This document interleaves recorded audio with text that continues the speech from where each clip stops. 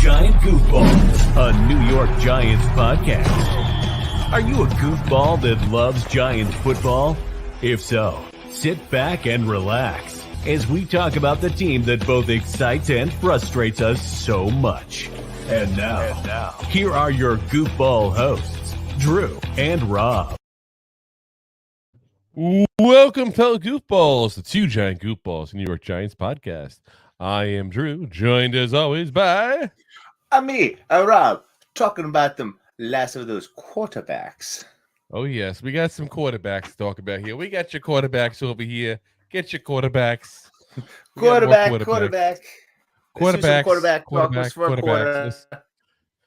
Everybody's focusing on 6 quarterbacks, guys. Let's be very frank about that here. You got Caleb, you got Jaden, you got Drake. Then you go into Penix, Nix, and McCarthy.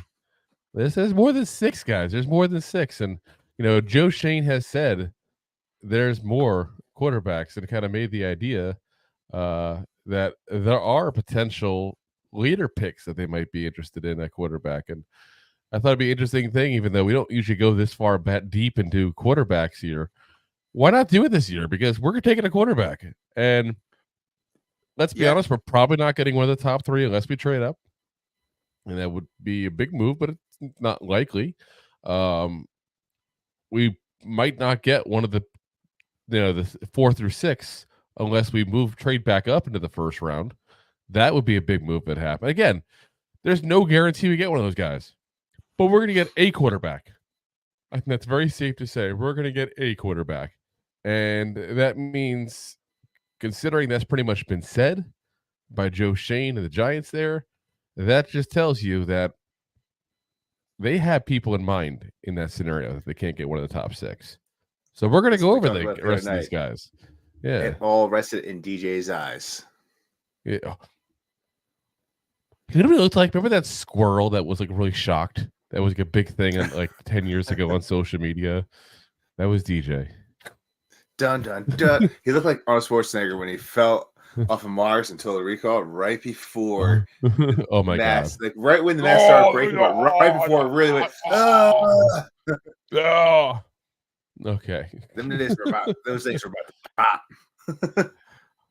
Well, let's get into these quarterbacks here. So now what we did was we basically went to every single top 10 quarterback list and basically reviewed every quarterback that was not one of the 6, the big 6 that we've already talked about here. We ended up with, believe it or not, an additional 7 quarterbacks in the end to add to this list. So now it puts us at a total of 13 quarterbacks. One of these 13 will be a Giant.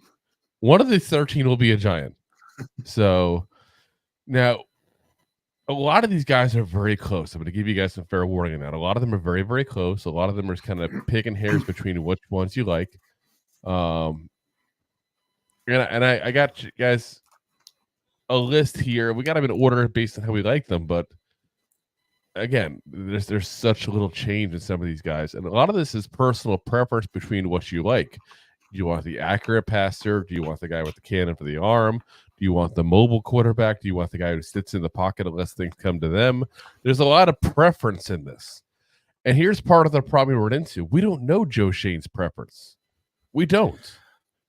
You can make assumptions based on Josh Allen. You can make assumptions, but he was the assistant GM. Wasn't the GM. We don't know how much say he had. For all we know, and this is the funny thing always with when you get, you should get this guy because he was part of the team that drafted so-and-so. For all we know, he was all about getting Josh Rosen. We don't know. We're not in the room in Buffalo. I'm just saying. Every team wanted Josh Rosen. For all we know, he was banging his fists on the desk going, don't you dare draft Josh Allen. He's a bum. Because let's be honest, a lot of people in that draft thought he was too much of a project and was a guy you shouldn't draft as early as he was drafted. That's the honest truth of the thing. We have revisionist history where people are like, Josh Allen was one of the top quarterbacks. He was one of the top, yes. But he was the ladder of the top. Yeah. Exactly. He wasn't considered the same category as Baker, Darnold, and Rosen were. He was considered a deep number 4 at that point there. So, like I said, we don't know what Joe Schoen likes, but we're gonna find out. So let's get into with number 13.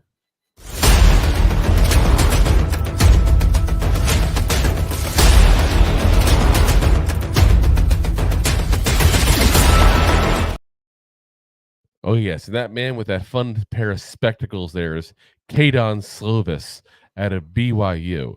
Now, you may go, wait a minute. That name sounds very familiar. It may be because he played for Pitt last year. Now, you may also go, well, hold on a second. That name also sounds very familiar, and not because of Pitt or BYU. That's because he started his career at USC.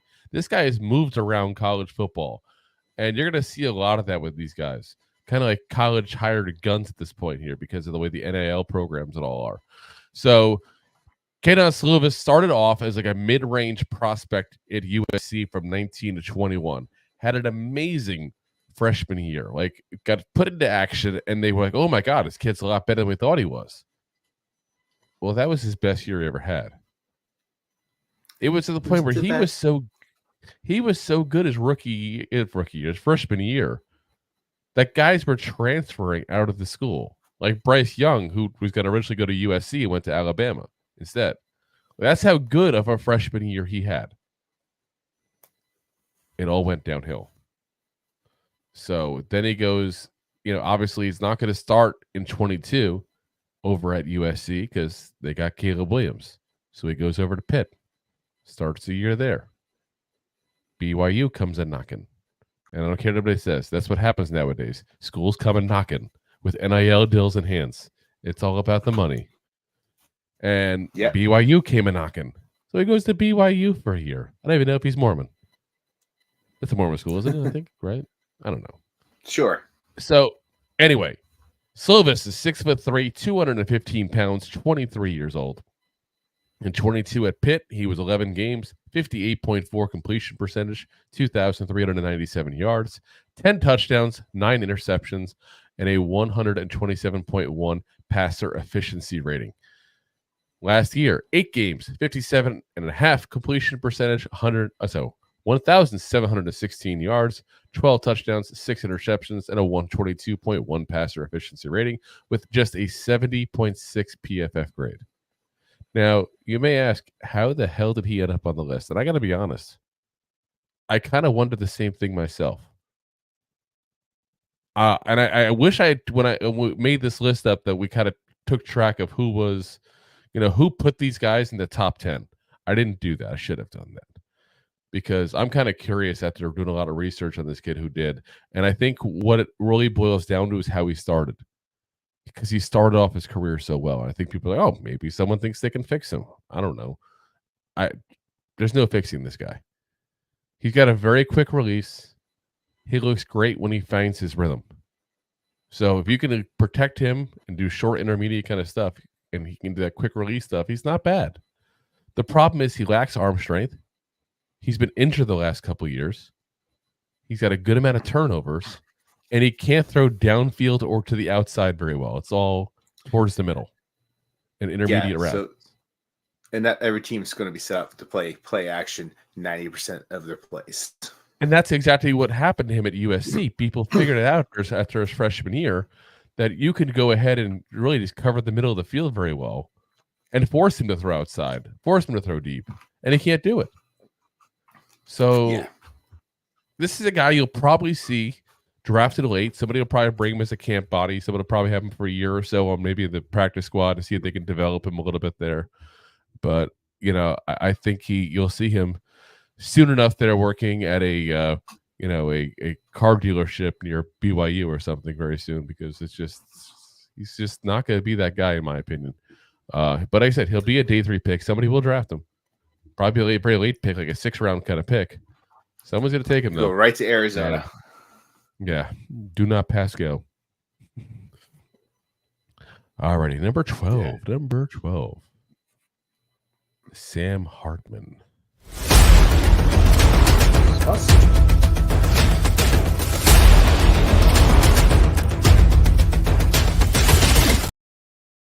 For those of you who don't have video, by the way, you missed the spectacular walk Sam Hartman had in the second half of that video.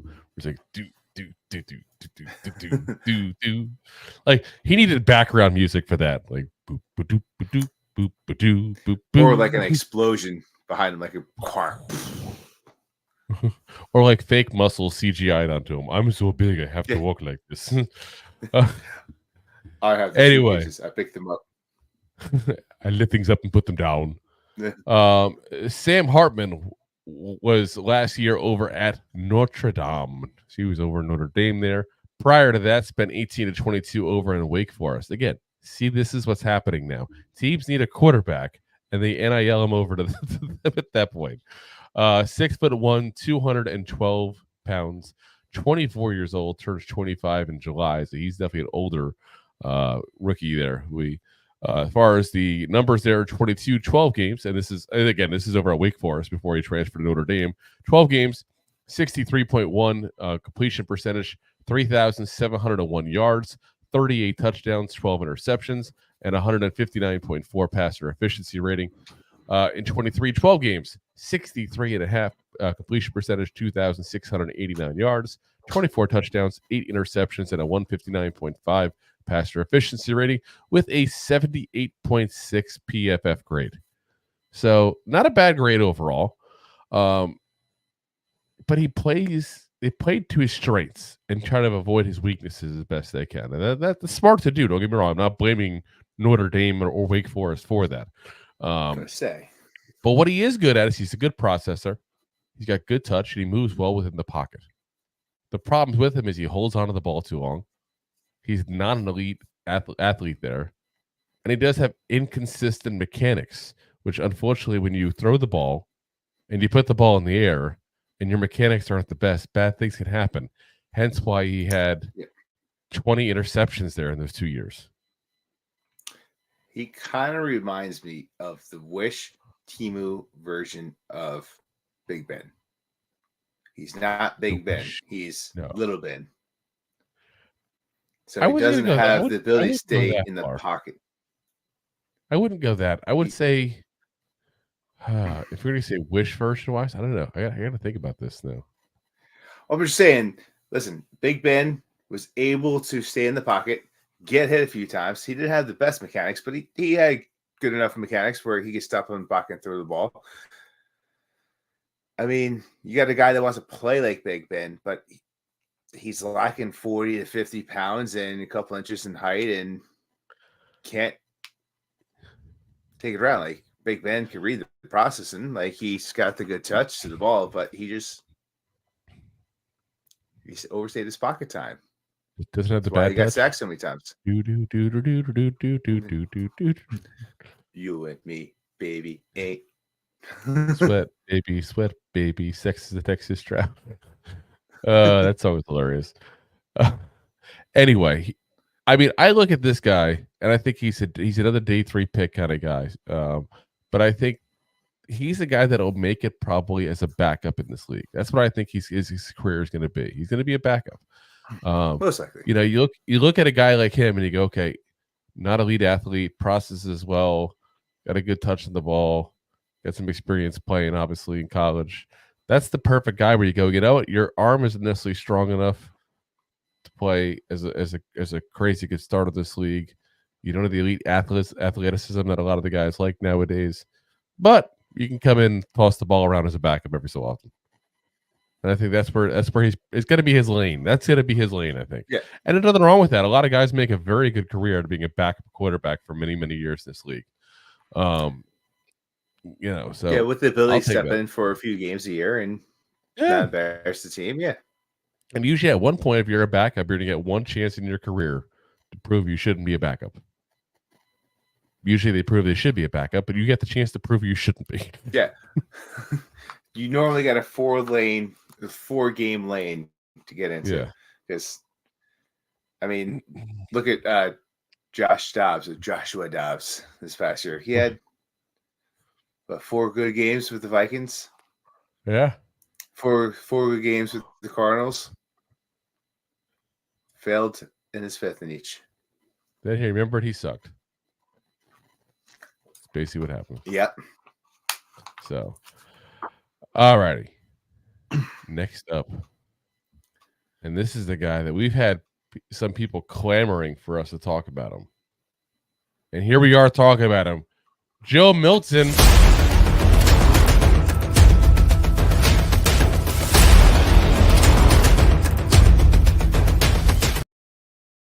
Now, in case you're wondering, in the video, the football was not actually on fire. That was CGI added by someone. I don't know whoever created that GIF that we're using. But yeah, not on fire. It's okay. Big corporate fire extinguisher companies. Now I want a fire extinguisher. You never know what happened. Go buy it. You might need it, kid. Yeah, see here? Now, here we go with yet another guy who changed schools. I'm going to give you guys a little fair warning. There's literally one guy in this entire list we're going to go over today that did not change schools. That's how crazy everything has gotten in college. Joe Milton played the last 3 seasons over at Tennessee. Prior to that was 3 seasons over at Michigan. So he's been in school for 6 years in total here, guys. 6'5", 235 pounds, 24 years old. In 22, keep in mind, he was a backup in 22 to Hendon Hooker. 9 games, 64.6 completion percentage, 971 yards, 10 touchdowns. That's insane. 10 touchdowns and just 971 yards. Yeah. 0 interceptions, 204.3 passer efficiency rating. This past season, 12 games, 64.7 completion percentage, 2,813 yards, 20 touchdowns, 5 interceptions, a 147.3 passer efficiency rating, and a 77.6 PFF grade overall. Definitely respectable numbers here. Here's where I get my biggest issue. And I'll get to the pros and cons with him in a second here. And I know we got some fans of the show that are pretty big on Joe Milton. I've heard the name multiple times in the comment section saying, Joe Milton, Joe Milton, Joe Milton. Yeah, I got to say, I'm not a big, huge fan of what I see out of Joe Milton. And here's part of my concerns I have. The guy's been in college 6 years. Can you really sit there and say he dominated in those 6 years? No. I mean, you look back at his 2 years. Yeah, those are some pretty good numbers. They're not great numbers. And also, his best year was as a backup. You look at all his stats. Yeah, like I said, I'm not that massive of a fan from what I see there at that point. Now, I also look at the fact that, compared to who he had before him, before he went to Tennessee, before he started Tennessee this past season, the year before was Hendon Hooker, who was a Heisman candidate, was a guy who, point blank, if it wasn't for, the bad injury he had late in the year, probably been a 1st or 2nd round pick. Ends up being a 3rd round pick instead. But here's Hendon Hooker's numbers in the same exact offense. Keep in mind, obviously, there's a couple receivers that went out as well. I get it. It's more than just the quarterback that makes it. I'm not trying to make it seem 100% like that. But the concern I have is things went down. They weren't as efficient. They weren't as good. He had almost 70% completion percentage, over 3,100 yards, 27 touchdowns, 2 interceptions, and a 175.5 passer efficiency rating. That's a lot better of a number. Yeah. Now, Hendon Hooker is only 1 year in the league and hasn't played at all. So that also hurts a little bit too. You're like, okay, well, you haven't even seen Hendon Hooker, what he can do in the league. So how do you compare what you think this guy can do based on what Hendon Hooker did in college, what he did in college? But when you were a downgrade when you came in as a starter in college, I can't look at you as a possible upgrade. I also look at the fact that, again, he's been 6 years in college, guys. If he was like 21 years old and didn't play much, okay, maybe I take a shot. But he's 24, guys. I think he's the same age as DJ. Like, maybe 1 year difference. Like, Yeah, I think it's 1 year difference. Yeah, I think DJ's 25 now, right? Yeah, I believe so. It Or will be 26, 25 for this season. Yeah. Okay, Daniel Jones is 26. Okay. He's actually going to turn 27 soon. Oh, So way we're off. both wrong. We're both wrong on that one there. Way off. Way off, exactly. Yeah. But well, the thing is with Milton, listen, he's a big guy. He's got the statute of a quarterback that's going to start in the NFL. But the thing is, he doesn't produce to the stature of what you want in the NFL. No. In college, he sits there in the pocket sometimes too long. He gets flustered sometimes, and he doesn't throw to the numbers. Sometimes he throws to the crotch. Let's go into the pros and cons, because you're kind of going into the pros and cons before we. You got to go into it without going into it. So let's get into the pros and cons there. You can do the pros and cons if you want to say. Let's get that section done with then. I mean, I guess I already started. I'm just saying, you did start. You start rating the cons, negative Nancy. Well, because I was going to make a point. Sometimes he sits in the pocket. Sometimes, he gets a little flustered. He throws down to the belt line, more towards the numbers where you want to place it perfectly. He's gotten the ball batted down a lot. If you look at the tape in college too, like a lot of times defensive linemen just throw their hands up because he throws so low and they just go for it. Yeah, like I mean, when you're 6'5", you shouldn't be thrown down.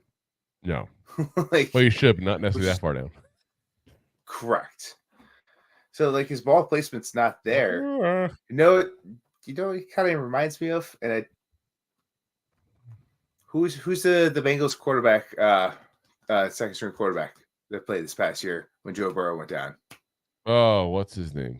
Oh, exactly where I was getting at. My negative Nanciness. Joe Milton, it will probably be a really great backup in this league. I should say great. Jake Browning. Jake Brown. You're right. Yeah. Like he can get the job done in a good system. But I mean, like I said, like we're going over like the pros, I guess, because I started negative. Like he's got let's be positive statute. too. There's positive. Yeah, I'm going to end on a positive note. He's got the statute. He's got the size. Like you want that he's 6. Exactly. 35. That's like a perfect quarterback. 225, 235, like in that ballpark. Yeah, that's 6'5". That's like just tall enough that any taller you go, he's too tall, which is weird that they have that. Yeah, they do. I remember when Brock Osweiler came out. He's 6'7". That's way too tall. I'm like, you say everybody else is too short. What the hell? Stay in your lane. He sees over line, like he sees, fairly well. Yeah. And then, like, he does scramble when things do get in the pocket where he's, might get sacked, but he gets out of the pocket, but he overthinks the pocket. I went right back. I mean, I think the big thing is the people fall in love with this is cannon arm, because he does. He's got a cannon for an arm. There's no doubt that if you put up all the guys, if you put all the guys who are like considered the top 10 quarterbacks here that we're talking about today, he probably has the strongest arm of all these guys. But what it boils down to is his placement is off. He throws the ball too low. There's a lot of issues with that same throwing. And my biggest issue, like I said, is I look at the production he had this year compared to what Hendon Hooker had the year before. I look at the fact that he's 24 years old, and I say, what's there to do? Like, where are we going? I'm going to develop this guy for 2 years so he could be a 26-year-old guy starting his first game? Yeah, and my thing, too, is we just talked about his arm strength, and, like, he has a cannon. Yes. He's got a hyper cannon. But you know who else had a hyper cannon in the past, 10, 15 years? Jamarcus Russell. Who remembers Jamarcus Russell? Drafted by the Raiders. Throws the bomb. Yeah, he's got a strong arm. 70 yards. But didn't have good ball placement. Nope. He lasted with the Raiders a whole, 3 years? I'm just going to say this. I don't think Joe Milton is necessarily Jamarcus Russell. I'm not saying it. I just think I think he's a guy that somebody's going to see the value in trying to develop him, because there's always that one guy. I swear, like especially when it comes to quarterbacks, head coaches are like guys who can't get a date. I can fix her. That's the way. Like I don't have a quarterback. Look at this quarterback. I can fix him. Yeah. Like he's 24. He is what he is at this point. I'm sorry. Like developmental quarterback when he's almost halfway to 30. That's an issue. That's an issue. Get a younger developmental quarterback and move on. Unless it's a guy with like one or two issues, or a guy that was insanely good in college, like blew away the competition. So yes, like I said, I would take a hard pass on Joe Milton myself personally. I can see some people get enamored with the possibility because you can't teach what he has as far as the size and arm strength. You can't. You either have it or you don't. But it takes more than size and arm strength to be a quarterback. Otherwise, he'd be a damn good one. Correct. He should go to the WWE. I hear that. Oh, yeah. There we go. There we go. Next up, we have Austin Reed out of Western Kentucky.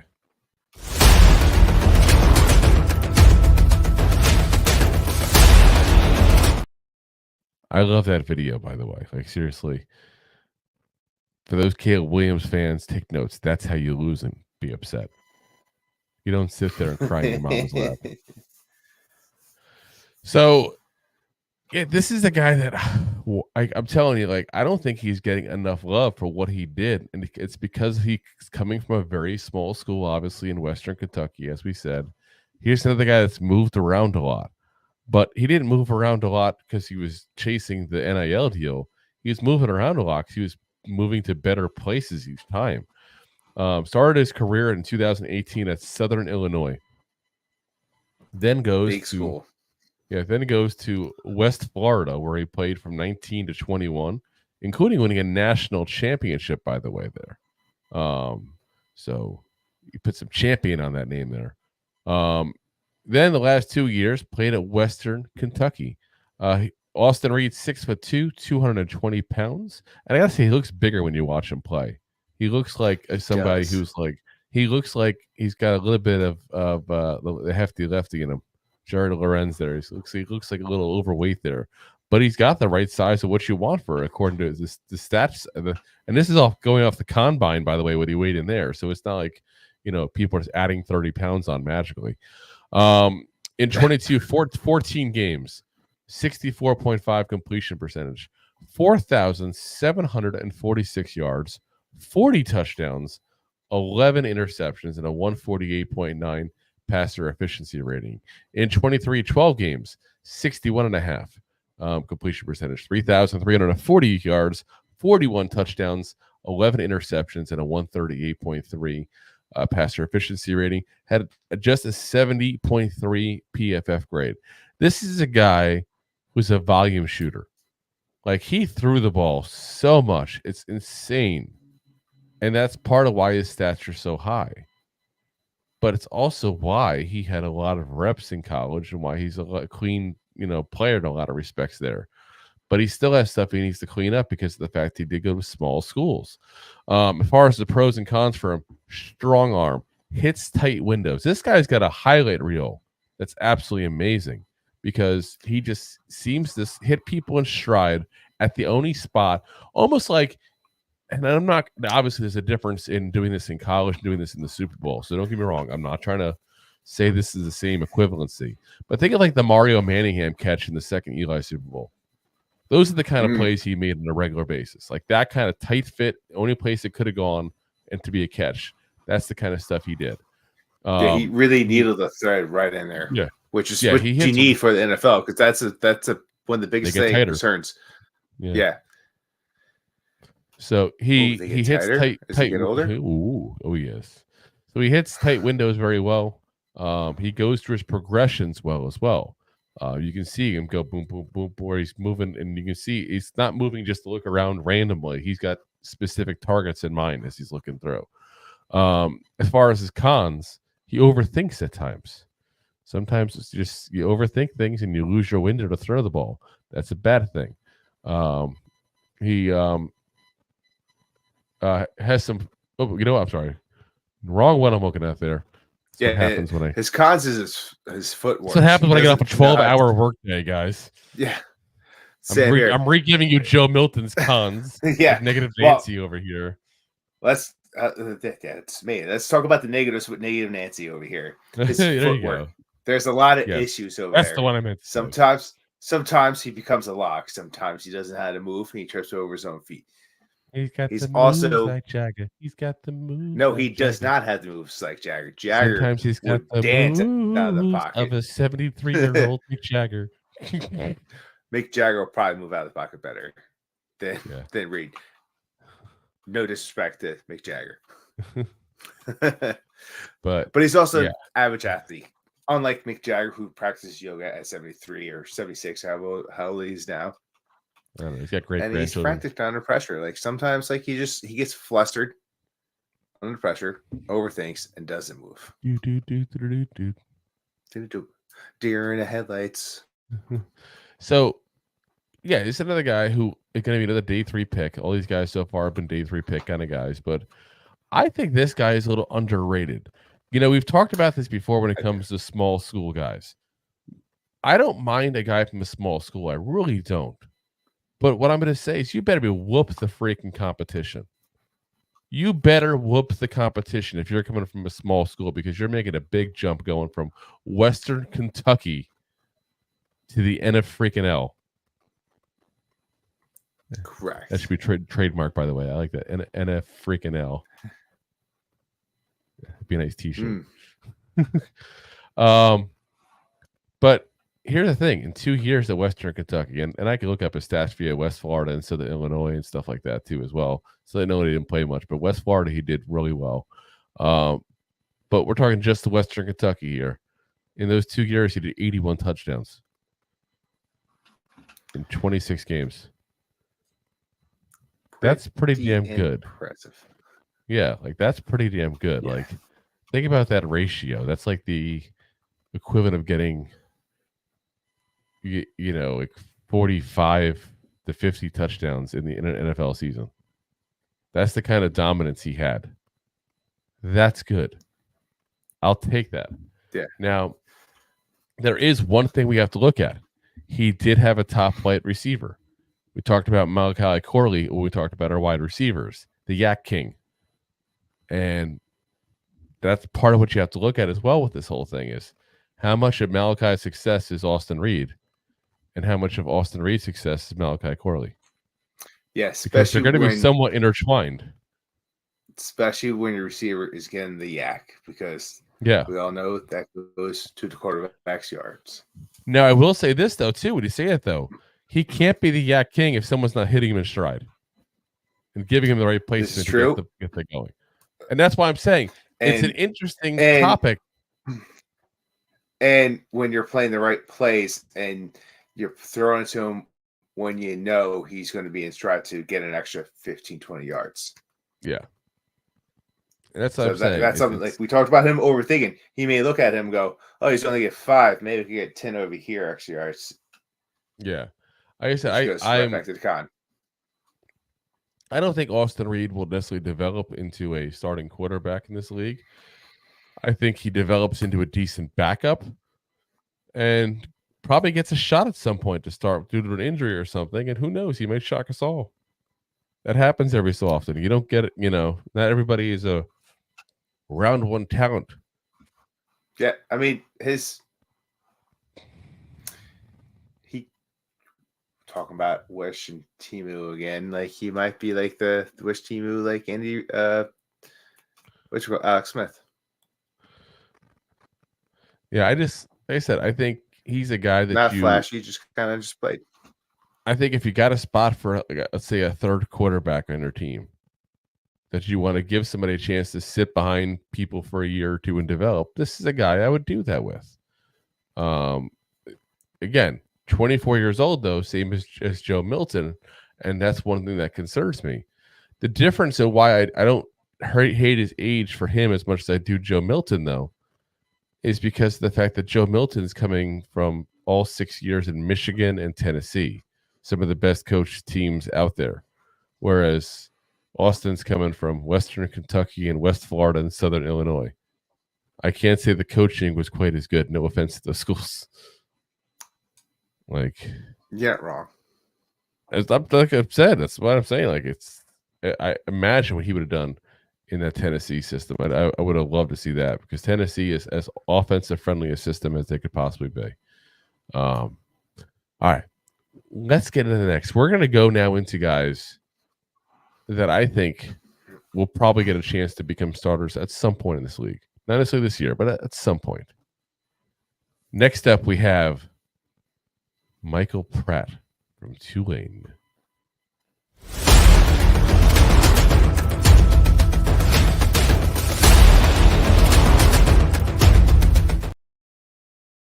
All right. Michael Pratt was 6 foot, well, is 6'3", 220 pounds, 22 years old. So at least a little younger.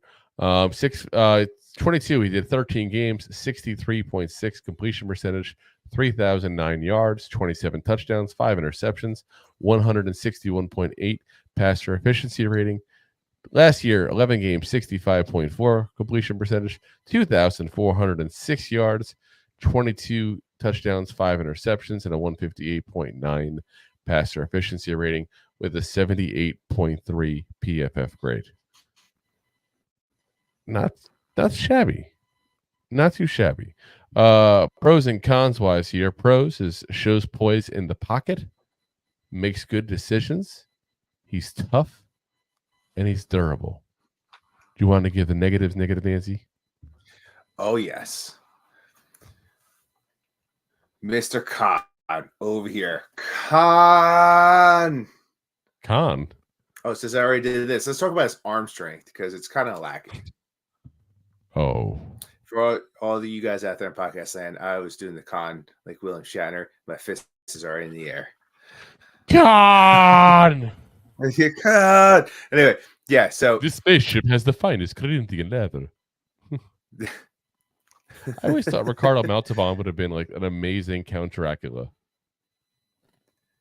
You're not wrong. I know I'm not wrong. That's why I said it. Listen, he's no Milton. He's not going to throw the ball down the field. He's going to be that short, throw guy. He's slow to process at times, and his velocity is inconsistent. Like sometimes he's going to throw you a beam, sometimes he's going to throw you a loft, and sometimes he doesn't know when to throw either one of those. Yeah, I feel like with coaching, with the right coaching, obviously, this guy could be a starter in this league, potentially. My question is, does he ever reach to be a average to high-end starter, or is he a guy that you start for a little bit and then you realize, no, that's a mistake. He should be a backup. Is he Jameis Winston? Well, Jameis Winston can throw it down the field. No, I mean, like, if you want to talk about who you would compare him to as far as, like, quarterback-wise, and this is another guy who went to a green college as well. I would say I'm like a Chad Pennington kind of guy. Oh. Good form, does well in the pocket, not necessarily the quickest guy in the world, doesn't necessarily the best arm strength, That's really good. Finds a way to get it done. Right there. Yeah, listen, like that's he's going to throw you he's going to throw you a pass within the 20 yards, and he's got the good mindset. He may win you a playoff game, but other than that, like he doesn't have the ability to throw you that 40-yard bomb down the field. Listen, I gotta say, I was a big fan of Chad Pennington as well. I thought he was underrated as a quarterback personally. I mean, the guy ended up his career with a 44-37 career as a starting quarterback, above 500 as a Jet. What is your most? No, that's his career. If you want to talk just as a Jet, I'd have to take it out. Let's see. He was 12-8 as a Dolphin. So probably still a similar at that point, but would he be 32-29 as a Jet? Yeah, and also at the same time, the Jets weren't that good either. No, but you know what it was? I felt like he was the guy they won with.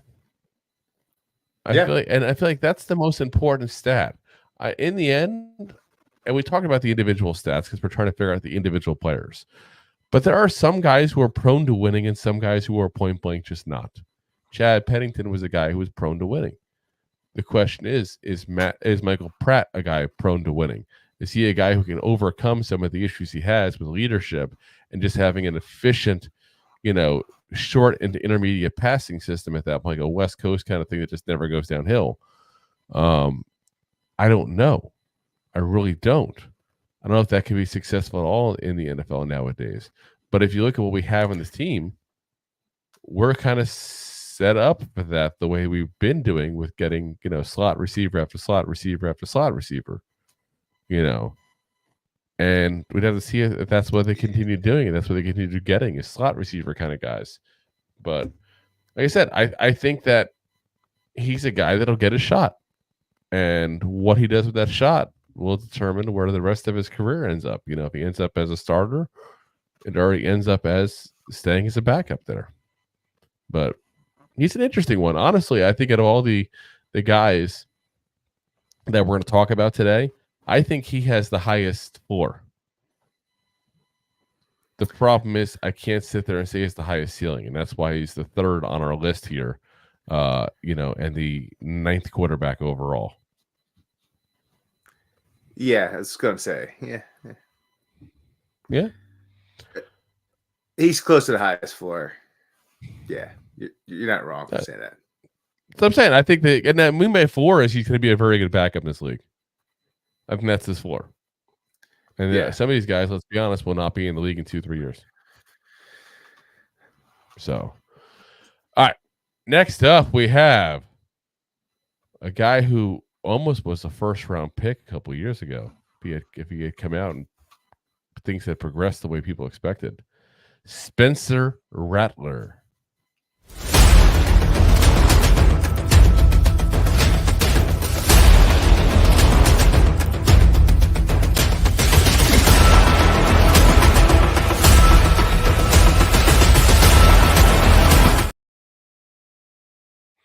All right. Now, what's interesting about Spencer Rattler is he's a guy who was literally projected to be potential first overall pick in the 21 draft when they were talking about the mock drafts before the college season started. Like, he was projected to be a guy who would be just an amazing player and just never quite reached up to that potential. So we started off in Oklahoma. We talked about that during Caleb Williams' time there. This is the guy that was starting ahead of Caleb Williams and Caleb got to Oklahoma. 19 to 21, he was there, and then spent the last 2 years as a Gamecock over in South Carolina. And no, I not just want to say the words Gamecock together.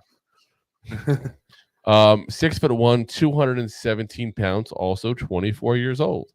In 13 games, 66.2 completion percentage, 3,026 yards, 18 touchdowns, 12 interceptions, 138.7 passer efficiency rating.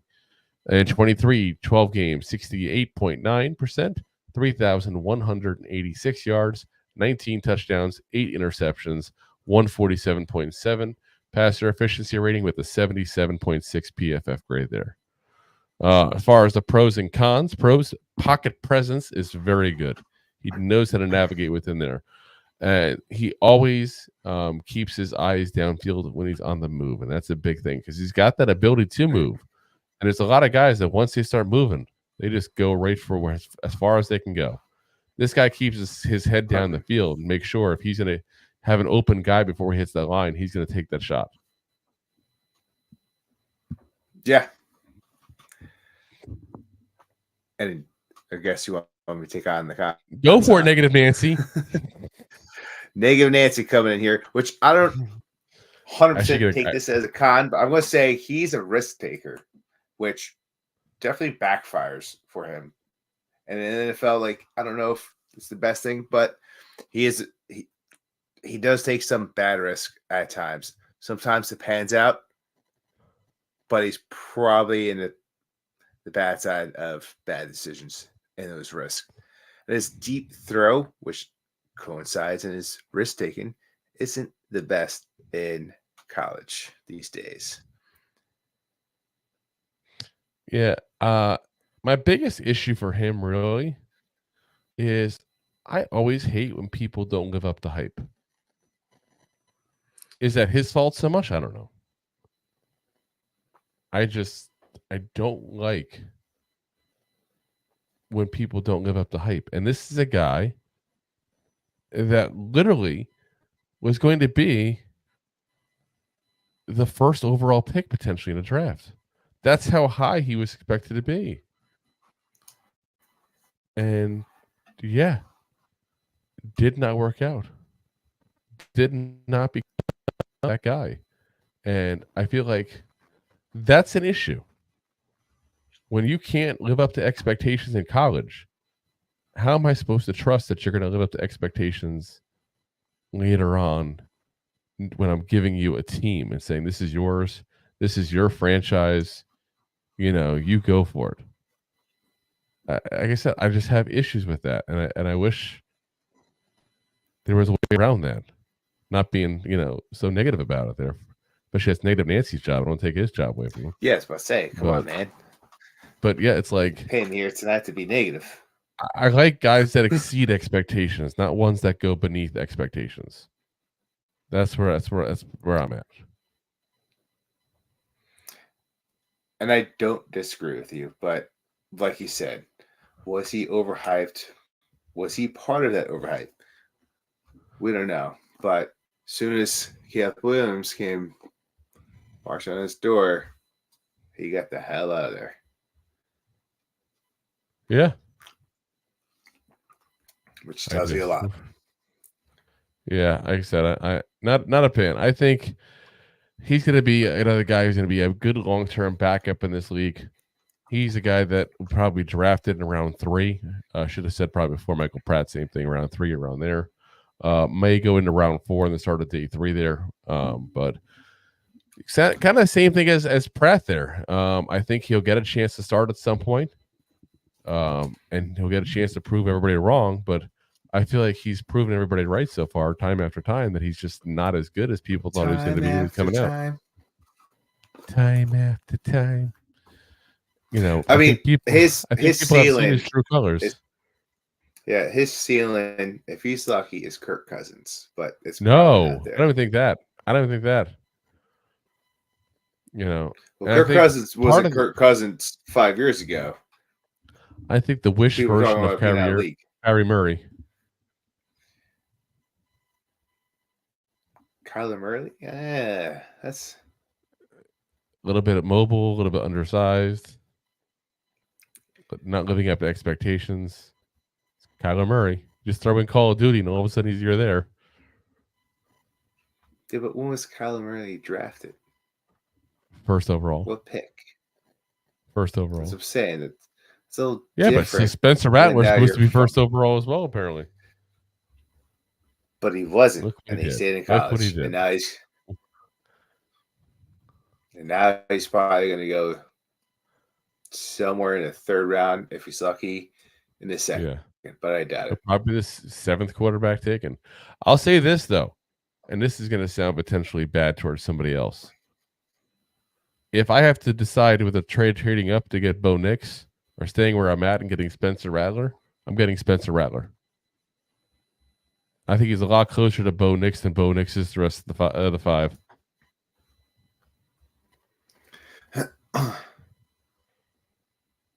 Yeah, think about that for a second. Well, do you agree? Or is it just things that make you go, I mean, even at the Senior Bowl when he was there, people said he was very close to Bo Nix as far as talent and how they looked on the field.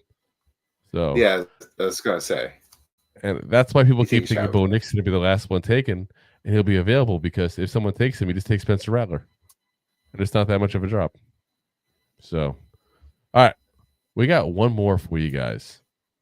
The guy who's number 1 today, the guy who's number 7 on our QB board now, and a guy that I don't think many people are talking about really for some reason. but we're talking about him. We're going to give him something to talk about. Oh, yes. I'll give you something to talk about. Fire Let's away. give him something to talk about. Talking about Jordan Travis out of Florida State.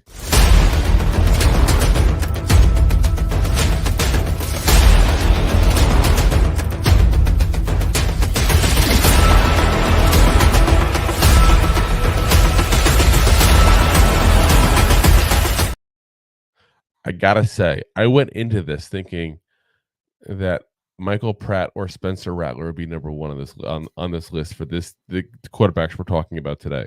Again, number 7th overall on the quarterback list, but the first, of the mid-round quarterbacks here. Jordan Travis kind of shocked me a little bit. I liked his tape, and I liked what I saw a lot more than I expected to. Another guy who transferred originally started off his first year in Louisville, and then transferred over to Florida State and played there for 4 years.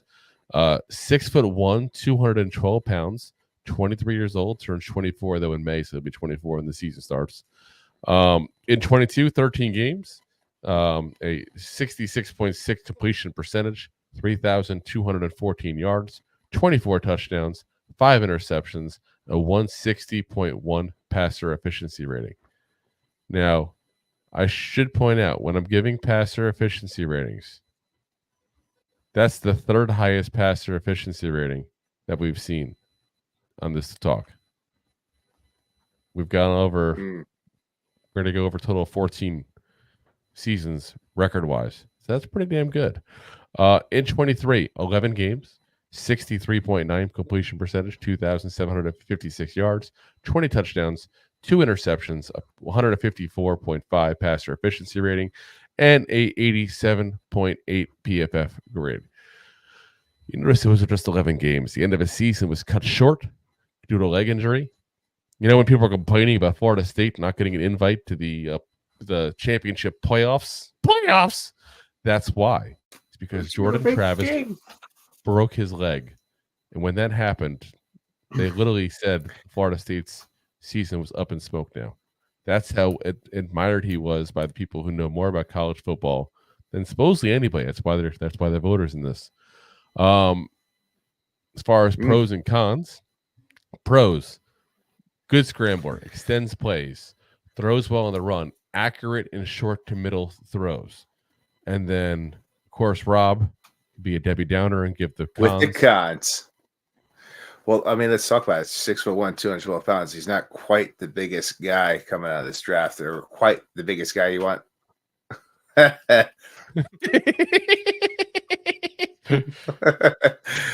He's undersized. Let's be real. The things you all missed if you're not watching the video version. You missed it. I had a beautiful wig on. His arm strength is not where you'd like it to be. Which, obviously, with the arm strength, he underthrows the receivers. Once again, he's another guy that throws towards the belt, not so much towards the numbers. And he's the difference, though, I will say that between him and Joe Milton, as we talk about that here, though, real quick, just to clarify the difference, though, he underthrows the receivers. He doesn't throw it low and get it batted down. There is a difference in how him and Joe Milton are. Yes, well, when you're talking about the 4 inches, he's got to throw up and over compared to just being. What about 4 inches? So there's who told you? Wait a minute. Whoa, hello. 1, 2, no. 3, 4, no. 5, Go 6, not there. 7, 8. Let's talk. Hey. We should do an entire episode as the count one day. It'd be funny. This viewership would just drop. Like, this is annoying now, guys. It's been 2 minutes. Yeah, it's been an hour of the count. Stop. Up. Please leave a comment. Subscribe. How many subscribers did we get today? 1, 2. Okay, just the pops. Anyway, go ahead. Sorry, I cut you off. You're right. I just wanted to clarify the difference there. You're right. He's not thrown down at the feet. He's just underthrowing the pass in general because he is just shy of where you want. Because let's say 6. Well, that's not the feet thing I'm talking about. It's the line thing. That's what I'm just trying to clarify because some people worry with a shorter quarterback that they're going to get batted down to the line. That's not the issue he had. It's just when he throws the ball, it's a little bit behind them. So instead of hitting them in stride on a 9 route down the field, they're having to come back a little bit or slow down. Turn around. Yeah. Every now and then I have to pass and get your catch. Turn around. Every now and then. Should run. This is what happens, by the way, guys, when I work 12 hours today and I'm just exhausted. Yes, yeah. Day 3 of sleeping about 5.5 hours each night. Yippee. Well, I'm looking forward to very, very good sleep tonight. I got my CPAP machine finally, so I can have oxygen shoved down my throat all night long. All night long. Oh, all night. Getting it shoved down your throat. You go, bud. There we go. So no more yawning during the shows when I'm exhausted because I just haven't got sleep. All right. Anyway, back to Jordan Travis. Yeah. But yeah, I mean, like I said, I really liked him a lot more. I thought, and here's what I looked at. Okay, what was it that people liked about Josh Allen? And again, we talked about this at the beginning of the show. I have no clue what Joe Shane thought of Josh Allen. We're going to make the assumption for a minute that he liked Josh Allen. So what did people like about Josh Allen overall? And I look at the fact that people thought of him as big guy, strong arm. Now, you could sit there and say, okay, that's the complete opposite of Jordan Travis, and you wouldn't be wrong. I was going to say. But here's the way I was looking at this. He had natural traits you can't teach. Jordan Travis has mobility, has throwing on the run, things that you can't teach. You're either good or you're not good at that. That's what it boils down to. Now, Josh Allen is also known for having a little bit of mobility as well. So obviously they can't be too opposed to a guy who runs around a little bit there. I think that honestly, if somehow you can fix his arm strength issues, which people don't always realize, that doesn't mean he needs to hit the dumbbells and go bench, curling and benching and stuff like that. It's not upper body strength. Sometimes it's the way you throw the ball that actually affects that. And a lot of it's your lower body and your feet actually that's causing that. I look at him as a project. Josh Allen was a project with natural skills that you can't teach.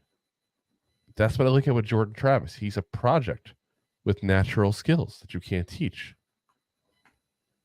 Now, is that what they're looking for? Is that the skills they covet? I don't know. Are they just covet skills in general? I don't know. I have no way of knowing this stuff. No. I wish I knew. Be a much more exciting episode, wouldn't it be? Sheesh. God. Like the Swami at that point.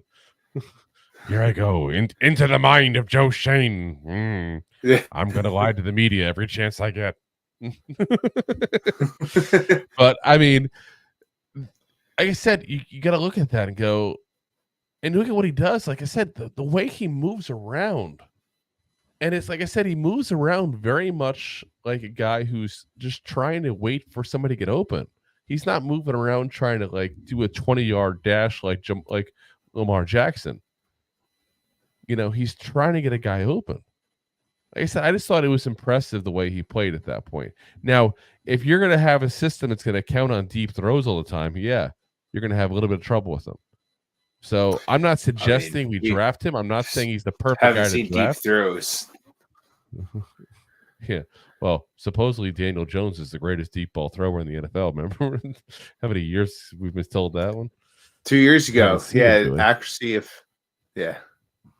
haven't seen these deep throws in a while, but heard the rumor about them. But yeah, like I said, I'm not suggesting Jordan Travis is the guy to get. I just think he had the best tape of the guys we saw. And I think he had the best potential. And again, it's all projection and what you think the Giants are after. I think the Giants are after a guy that they can fix a couple of things mostly as far as form and that kind of stuff, and get a guy rolling that maybe people didn't see it in. If you can fix the way he throws the ball and get him at that point a little more strength, a little more ability to throw in stride instead of behind somebody, you're going to have a special player here. Yeah. Now, he's a guy who's going to be probably another day 3 pick, too. Probably won't be picked like the 4th round or 5th round. So I'll also be honest and say the chances that pans out is not very high. There is a chance. It's not a high chance. Chances are none of these guys pan out, to be very frank. I mean, why do we even do this episode? I feel like we wasted our time here now. That's it. Guys, I'm going. I'm going End home. the show.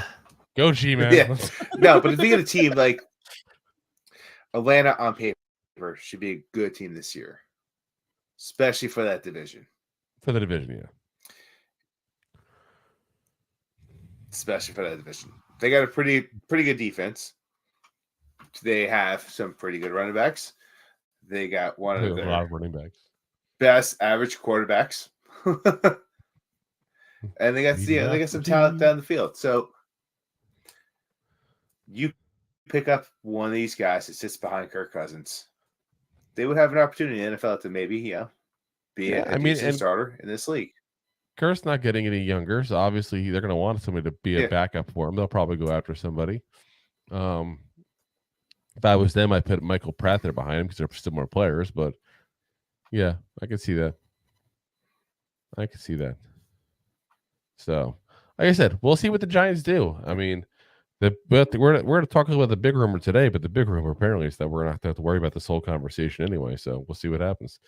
Let's get into that rumor here because apparently the Bills, or should we wait to the end? Oh, you know what? Let's should probably pay the bills. Let's pay the bills. Let's do that. Enjoying the show? Looking for more goofball action? Consider a membership at buymeacoffee.com/2giantgoofballs. Memberships start at just $5 and give you additional goofball access. One-time support payments also available starting at just $3. buymeacoffee.com/2giantgoofballs. All righty. Let's get to the comments too. It's all a bunch of John Anderson here today. He's playing the role of Connor today. Go little comment crazy.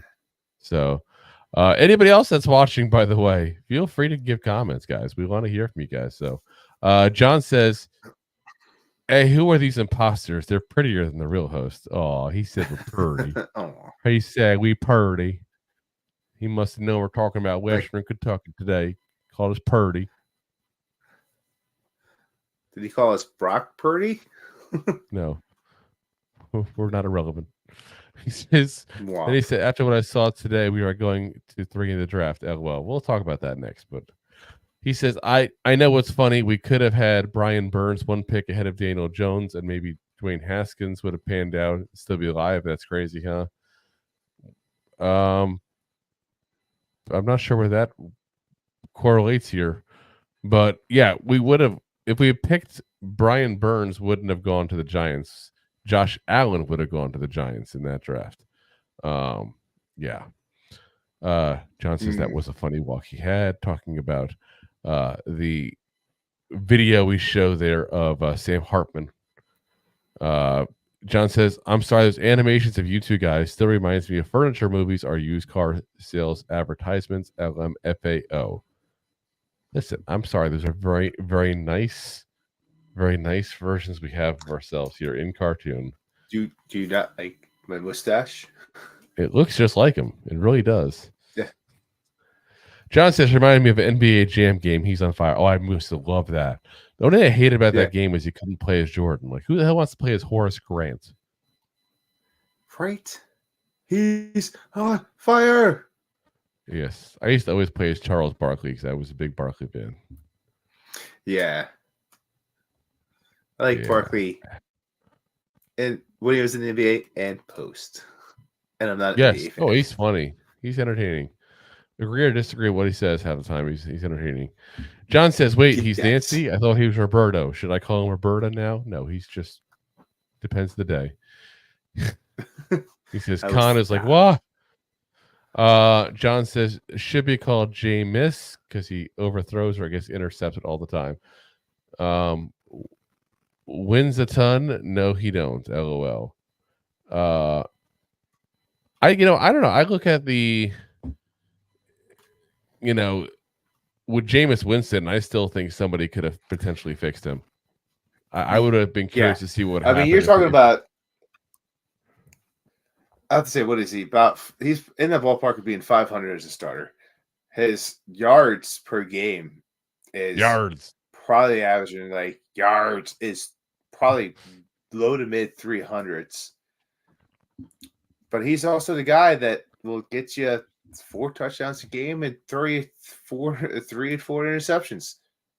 Sometimes he'll get you two picks and 4 interceptions. Sometimes he'll get you 1 interception and 4 touchdowns. And he's just one of those guys. He just doesn't know who he's throwing to, but he throws it. Like I said, I just wonder if he had played for, a coach that he could hopefully fix that kind of stuff.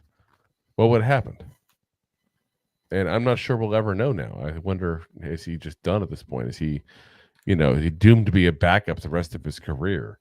Was his prime stolen from him like a group of crab legs? Apparently, like him going to the Saints was supposed to be like horrible opportunity to be a starter. Yeah, that worked out well. Well, that's because Derek Carr just came out there like the Terminator, broken arm, just like I gotta throw the ball.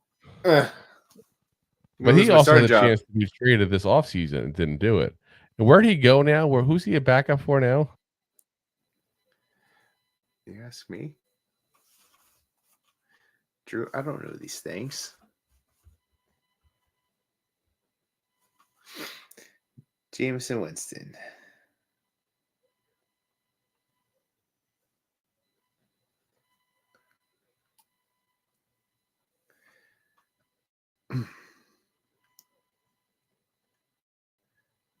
He's still shown as he's over. Would you look at that? Jameson Winston would be a Brown, so he's going to be sitting behind Mr. Dirty Deshaun Watson himself. That sounds like fun.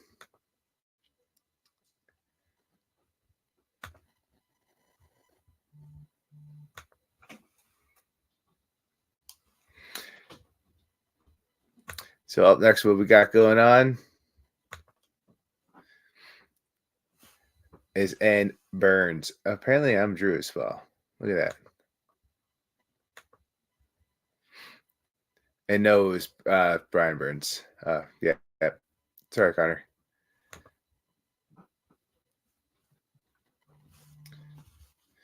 So Drew Lock might also be fixable. Comes Joshua Stevens. What's up, Joshua? There's a strong possibility, but I wouldn't bank on it. He might be our starter this year.